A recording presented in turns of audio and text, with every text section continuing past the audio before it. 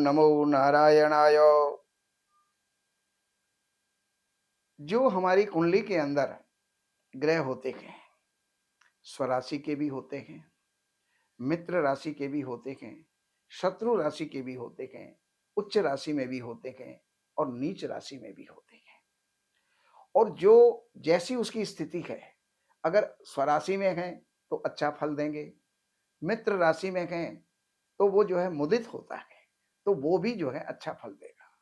लेकिन उच्च राशि में होगा तो महान फल देने वाला होगा। लेकिन समस्या यहाँ आ जाती है कि अगर शत्रु राशि में है तो वो जो है हमारे लिए परेशानी देने वाला होता है। लेकिन अगर नीच राशि में है तो हमारे लिए महान परेशानी देने वाला वो ग्रह हो जाता है। अब उस ग्रह में होता क्या है कि कुंडली के अंदर कुछ ऐसे योग भी होते हैं जो उनका नीच भंग कर देते हैं। अर्थात जो हमारे लिए अशुभ थे वो शुभ फलदायी हो जाएंगे। कैसे होंगे ये जानकारी मैं आपको देता हूं। सबसे पहले मान लीजिएगा कि कोई भी ग्रह नीच राशि में है। मंगल है, कन्या राशि में नीच का होता है। सूर्य है, तुला राशि में नीच का होता है। चंद्रमा वृश्चिक राशि में नीच का होता है। बुध मीन राशि में नीच का होता है और बृहस्पति मकर राशि में नीच का होता है। शुक्र कन्या राशि में नीच का होता है और शनि जो है ये आपके मेष राशि के अंदर नीच के होते हैं।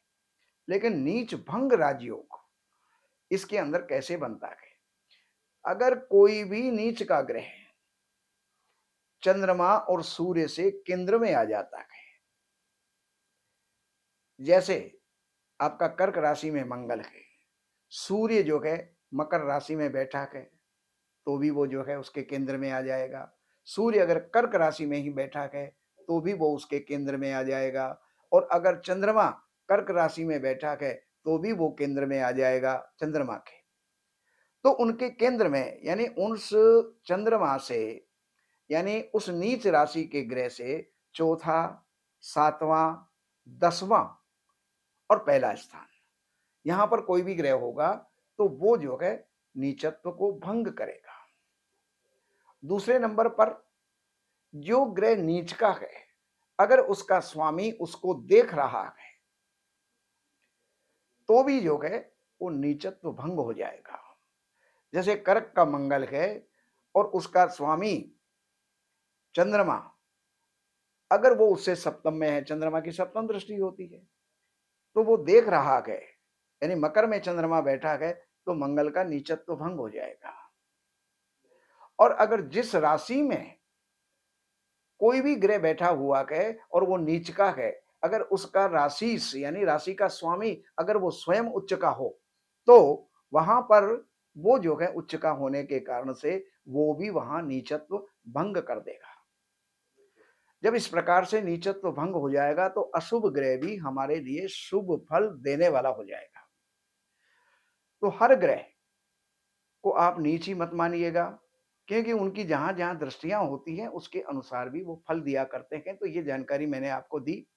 बाकी जानकारियों के लिए आप इन नंबरों पर संपर्क करें, कार्यालय से अपॉइंटमेंट लें और कार्यालय की सेवाएँ हैं वो आप अर्पण करें। और जो भी आपको जानकारी चाहिए ज्योतिष से संबंधित, वास्तु से संबंधित, अपने किसी भी परेशानी से संबंधित, ये जानकारी आप लेकर के लाभ उठा सकते हैं। बाकी एक सूचना मैं आपको देता हूँ, हमारे संस्थान के द्वारा नमो पूजन के द्वारा हम आपकी हर समस्या के लिए पूजन, हवन, यज्ञ, अनुष्ठान ये हम करवाते हैं।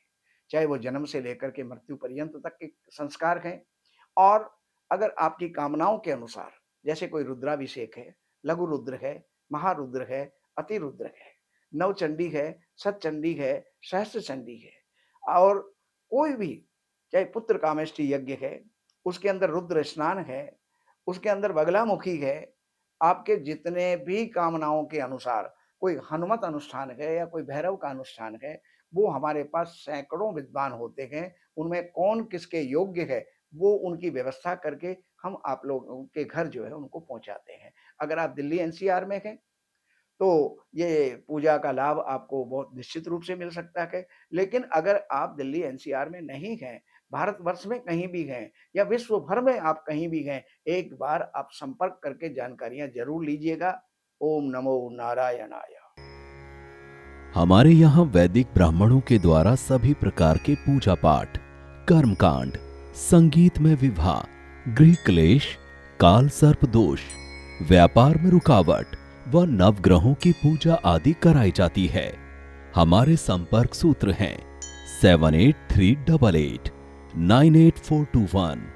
देवज्ञ सच्चिदानंद वशिष्ठ जी से वास्तु, ज्योतिष, वैदिक अनुष्ठान, पूजा पाठ, महामृत्युंजय पाठ, शतचंडी पाठ, बगुलामुखी पाठ, भैरव अनुष्ठान आदि, राशि रत्न, रुद्राक्ष, कवच आदि हेतु संपर्क करें।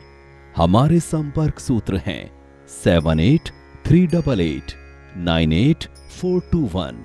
हमारी वेबसाइट है www.shrivashishth.com।